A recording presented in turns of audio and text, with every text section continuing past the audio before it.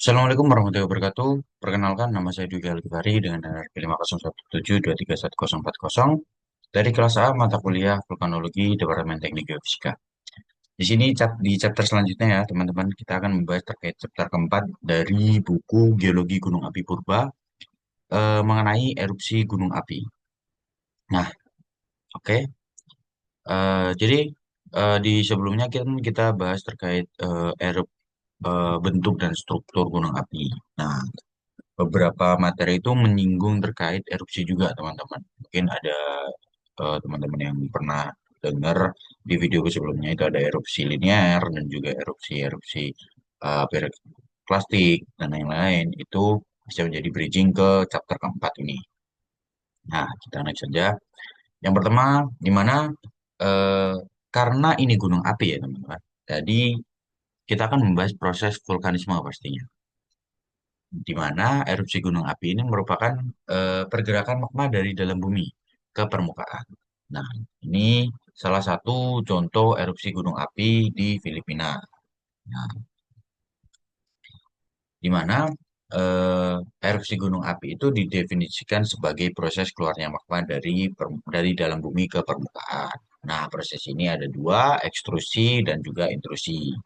Ekstrusi di mana magma benar-benar keluar ke permukaan dan membentuk batuan ekstruktif seperti aliran lava dan piroklastik. Dan intrusi dangkal di mana magma membeku di dekat permukaan bumi dan membentuk batuan beku yang menerobos. Proses ini juga digolongkan sebagai erupsi jika ini terjadi di lingkungan gunung api dan berasosiasi juga dengan batuan ekstrusif di mana material yang keluar ke permukaan hanya akan berupa apa? Berupa gas. Tuh. Nah, itu bridging singkat terkait erupsi gunung api ya teman-teman. Yang selanjutnya kita akan membahas terkait klasifikasi berdasarkan asal bahan dari erupsi. Nah, berdasarkan asal materialnya, erupsi dibagi menjadi tiga jenis, yaitu erupsi magmatis dan erupsi freatik serta erupsi freatomagmatis. Nah, di sini sudah dijelaskan terkait erupsi magmatik, di mana erupsi magmatik adalah erupsi yang material padatnya berasal dari magma. Dalam proses ini, magma dari dapur magma akan langsung keluar melalui kawah dengan membawa bahan-bahan seperti gas, cair, padat dari magma itu sendiri. Tuh. Nah, kemudian yang kedua adalah erupsi freatik atau letusan hidroklastika atau hidrotermal dan atau non magmatik. Nah, di mana erupsi ini melontarkan material padat yang berasal dari batuan samping atau batuan yang lebih tua. Tenaga letusannya berasal dari uap. Nih, ada uap yang berkekuatan yang sangat tinggi. Dia terbentuk saat magma memanaskan tanah, maksudnya air tanah di akuifer ini. Nah, material magma yang keluar akan berupa gas. Nah, karena di sini ada akuifer, di sini ada magma yang panas. Nah, material magma yang keluar mungkin akan hanya berupa gas. Keluar sini, keluar sini akan berupa gas. Gitu. Nah, yang terakhir adalah erupsi freatomagmatis, yaitu merupakan erupsi transisi atau campuran antara freatik dan juga magmatis. Material yang terutamakan sebagian besar berasal dari batuan lama, namun disertai sedikit material yang langsung dari magma itu sendiri. Erupsi ini terjadi saat magma panas berinteraksi dengan air tanah yang ada di dekat permukaan. Tuh. Oke. Next, kita ke klasifikasi erupsi berdasarkan sifat kegiatan. Ada tiga juga, yaitu erupsi lelehan, erupsi letusan, dan erupsi kombinasi. Di sini ada contoh-contohnya. Di sana ada kubah lava Gunung Merapi di utara kota Yogyakarta yang terjadi di 13 Mei 2006. Kemudian ada di kubah lava Gunung Kelut pada 2007, dan ini adalah kondisi saat siang harinya. Hampir sama kan? Nah, ini adalah kubah lava yang keluar dari hasil erupsi. Erupsi lelehan atau efusif bisa dibilang adalah magma yang keluar secara meleleh atau meleler atau istilahnya dia mengalir gitu, bisa dibilang. Dia akan menghasilkan bentukan seperti aliran lava atau bisa disebut dengan kubah lava. Nah, kemudian yang kedua ada erupsi letusan. Erupsi yang mana magma keluar secara meletus, melontarkan material kelas 3 pecahan dengan berbagai ukuran mulai dari ada abu, ada lapili, ada bom, atau blok gunung api yang lebih besar ya. Gitu. Kemudian ada kombinasi efusif dan eksplosif, di mana erupsi ini selang-seling. Jadi kadang dia lelehan, kadang juga dia letusan. Nah, tapi umumnya erupsi ini diawali dengan letusan dulu, yang kemudian dengan intensitas yang semakin menurun, dia diakhiri dengan lelehan yang membentuk kubah atau aliran lava. Tuh. Oke, kita next. Nah, ini ada salah satu contohnya di mana aliran lava hasil erupsi lelehan Gunung Oshima di Jepang pada 1986. Ya, ini lavanya mengalir keluar dari dalam kawah ke lereng gunung. Nah, akibatnya apa? Akibatnya dia membakar hutan yang terlanda di sekitarnya. Kemudian dikarenanya ya adalah aliran lava di Gunung Api Hawaii yang mana dia masuk ke Samudra Pasifik. Nah, interaksi lava yang sangat panas dengan air laut ini menghasilkan uap air panas berwarna putih. Ini uap yang keluar. Seperti di konsep yang ini. Nah, hampir mirip, bedanya ini karena memang ada interaksi dengan air. Next, kita ke klasifikasi berdasarkan lokasi. Nah, erupsi berdasarkan lokasi dibedakan juga menjadi tiga, seperti ada di gambar ini, di mana ada erupsi pusat, erupsi lereng, dan juga erupsi eksentris. Erupsi pusat terjadi di kawah pusat yang biasanya terletak di puncak gunung api. Nah, di sini ini adalah erupsi pusat. Dia terjadi di puncak atau di sekitar kawah puncak gunung apinya. Nah, kemudian ada erupsi lereng terjadi di lereng gunung api utama. Jika istilahnya beberapa titik yang segaris dengan apa ya? Dengan lerengnya itu disebut dengan erupsi celah atau erupsi linear.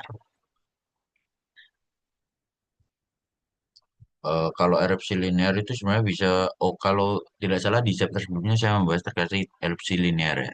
Nah itu seperti itu. Kalau saya contohkan mungkin saya akan ke bukunya ya, si linear.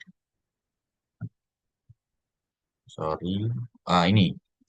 Ini adalah contoh erupsi linear di Gunung Izu Oshima di Jepang. Nah, dia nampak ada 4 letusan ya di sini, berderet pada lubang letusan membentuk garis lurus dari lurus ke atas semua.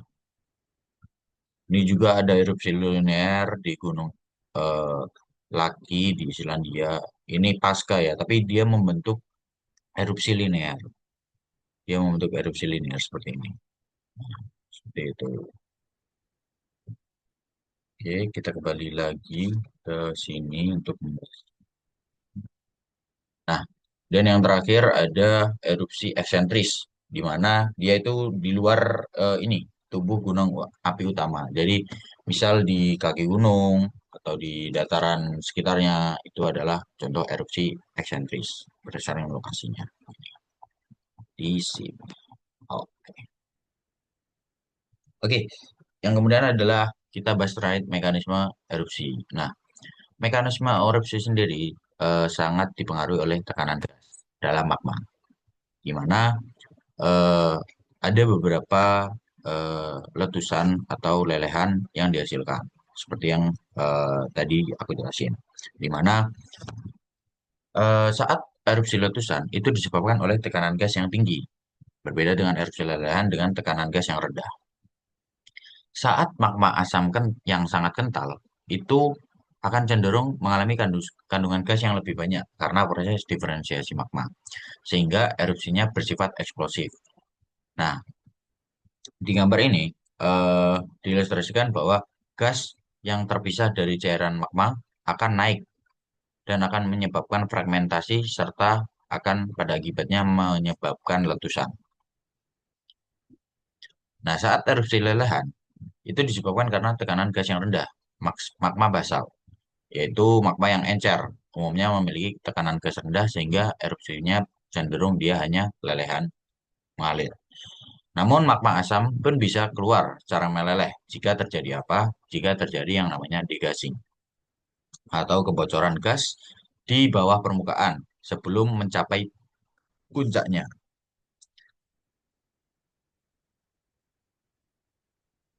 Nah, letusan letusan atau mekanisme erupsi ini, jika letusan itu besar, dapat menghancurkan puncak gunung. Jadi puncak gunung api ini. Nah, saat letusannya itu sangat besar, itu bisa merusak atau menghancurkan puncak gunung api dan membentuk yang namanya apa? Yang namanya kaldera. Di mana eh, kaldera itu akan membentuk hingga sekitar luas 2 kilometeran. Nah, itu sangat besar dalam skala gunung api. Kalau diilustrasikan sebenarnya di gambar buku tadi itu ada di gambar mana ya? Tapi kita nah, empat. Nah, ini terkait penggambaran kaldera, di mana eh, ini adalah penampakan saat dia belum meletus, dia hampir meletus saat eh, membentuk atau membentuk letusan kecil lah untuk aliran piroklastiknya dari kawah besar. Dan ini kejadian eh, puncak letusannya, ini kenampakan setelah letusannya, dan ini pembentukan kalderanya. Keadaan saat kaldera sudah terbentuk. Itu, itu terkait pembentukan kaldera ya, teman-teman. Karena letusan besar dari mekanisme erupsi. Gitu. Oke, kita next ke tipe erupsi. Nah, tipe erupsi ini juga lumayan banyak.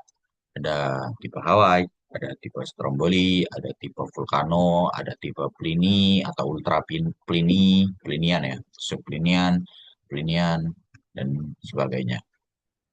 Ada juga tipe khusus yang nantinya akan dibahas juga. Jadi yang pertama adalah tipe Hawaii, di mana tipe Hawaii ini memiliki ciri-ciri seperti erupsi, terutama dia itu menghasilkan aliran lava yang basal, sangat encer dan mengandung gas eh, yang mana kandungan gas gunung apinya itu rendah.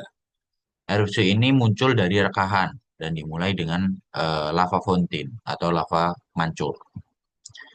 Jika lava mancur ini semakin melemah, sebagian besar lava akan keluar ke permukaan secara perlahan dan kemudian mengalir keluar dari kawah sebagai aliran lava. Tuh. Kemudian ada kedua ada erupsi tipe Stromboli di mana ini kalau nggak salah ada satu gunung yang namanya Gunung Stromboli di Italia, di mana dia itu memiliki ciri-ciri letusan yang dipisahkan oleh periode waktu kurang dari 1 detik hingga sampai beberapa jam dan terjadi di dalam kolom magma dekat dengan permukaan. Pada malam hari atau cuaca gelap dari kejauhan, letusan ini akan mirip seperti kembang api.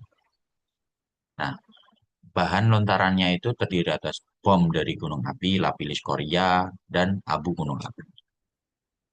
Nah, secara secara teori juga letusan tipe Stromboli ini mengandung lebih sedikit gelas atau gelas batu dari gunung api atau material gunung api yang berbentuk air mata atau rambut. Nah, ini juga membedakan dengan eh, Hawaii, perbedaan dengan tipe Hawaii, di mana ada rambut yang namanya rambut pile atau pele namanya. Itu adalah nama dewi penunggu gunung api yang dipercaya oleh penduduk asli Hawaii. Nah, apabila gunung api meletus, maka dianggap Dewi Pele sedang marah dan menangis, mengeluarkan air mata yang eh, air mata sambil menggaruk-garuk kepala sehingga sebagian rambutnya rontok. Nah, gelas air mata Pele itu sebenarnya merupakan bahan letusan gunung api berbentuk seperti tetesan mata. Dia bertekstur dan tersusun atas gelas gunung api. Gitu. Nah, sedangkan letusan tipe stromboli itu mempunyai sebaran bahan lontaran yang lebih luas karena letusannya dia itu lebih kuat dan kolom erupsinya itu lebih tinggi gitu. Bahan lontarannya juga berputih halus, sedang mungkin dari abu hingga lapilli ya, sebagai hasil letusannya. Gitu.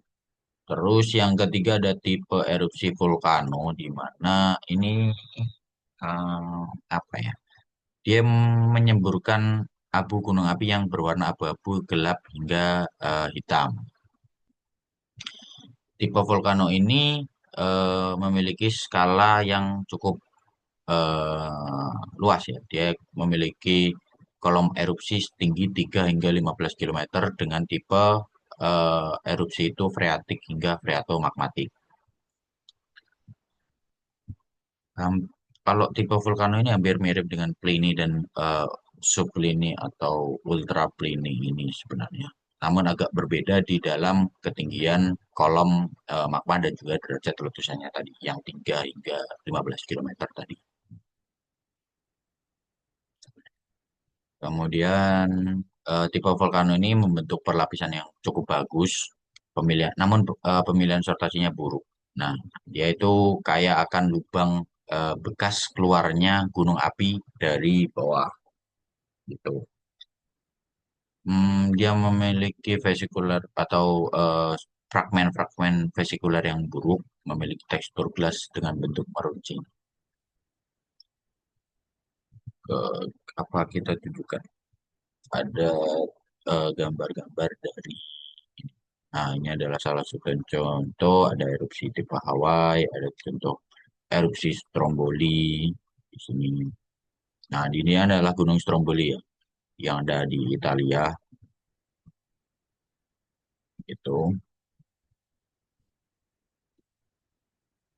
Yang terakhir kita bahas terkait tipe Pliny dan ultra Pliny. Nah, tipe Pliny atau dan ultra Pliny adalah letusan yang sangat kuat dan bahkan bisa berlangsung berhari-hari atau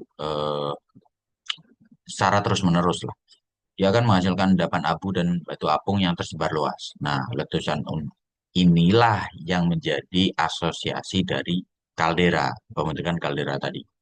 Karena dia letusannya sangat kuat, bahkan berlangsung dengan berhari-hari. Kemudian ada tipe erupsi khusus, ada 4 tipe Merapi, Pili, Saint Vincent, dan Saint Helens. Tipe Merapi ini contohnya di kubah lava ini, dia diawali dengan pembentukan kubah lava di puncak, kemudian mengalami longsor dan membentuk awan panas. Nah, ini adalah salah satu kajian awan panas yang sering dilakukan di Gunung Merapi. Tuh. Kemudian ada tipe Vele di mana letusan terarah atau tipe ini merupakan tipe letusan yang terjadi karena magma ini menerobos sisi samping dari sumbat lava yang kuat. Ya, menerobos magmanya sehingga dia ini eh, terbentuknya seperti eh, terobosan dari magma gitu. Dan ada tipe Saint Vincent di sini diibaratkan oleh kawah terbuka ini, di mana kolom erupsi yang runtuh dan membentuk aliran piroklastika ke berbagai arah. Nah, ini ke atas, ini ke kiri, ke kanan, nah itu. Dan tipe Silence adalah letusan yang disertai dengan longsornya sebagian besar tubuh kerucut gunung api ke satu arah. Nah, misal, harusnya kan letusannya ke sini nih, letusan. Dar, ya letusan. Nah, namun saat letusan itu dia disertai longsoran, entah ke kanan atau ke kiri. Nah, dalam ilustrasi ini kan ke kanan ya. Nah, dia saat meletus, dar, ini ternyata letusan atau sebagian besar tubuh dari kerucut, kerucut apa gunung apinya itu longsor ke arah kanan ini. Nah, padahal harusnya material ini ada di sini. Nah, karena longsoran dia turun ke bawah.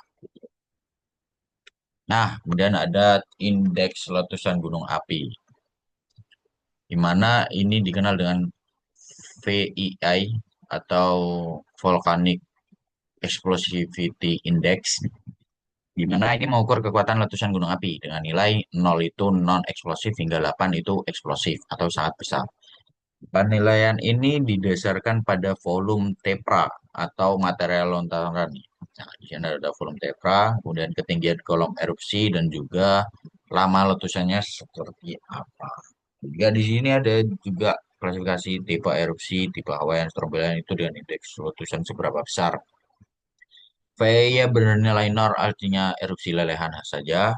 VI 1 sampai 4 adalah tingkat letusan dari lemah hingga besar dengan VI lebih dari 5 adalah tingkat letusan yang sangat besar. Secara umum, semakin besar nilai VEI, semakin lama pula masa istirahatnya sebelum meletus. Nah, ini ada salah satu di sini tabel atau grafik ya bisa dibilang. Nah, dia semakin besar ya indeks VEI-nya, VEI 6. Dia itu semakin lama istirahatnya. Mungkin ini ada 10.000 tahun. Dengan VEI 6 itu 1.000 hingga 10.000 tahun lama istirahatnya gitu.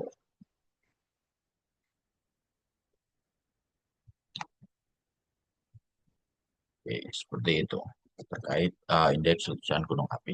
Nah, di sini ada juga salah satu tabel yang memperlihatkan bagaimana kita menentukan indeks letusan gunung api mengacu pada beberapa parameter.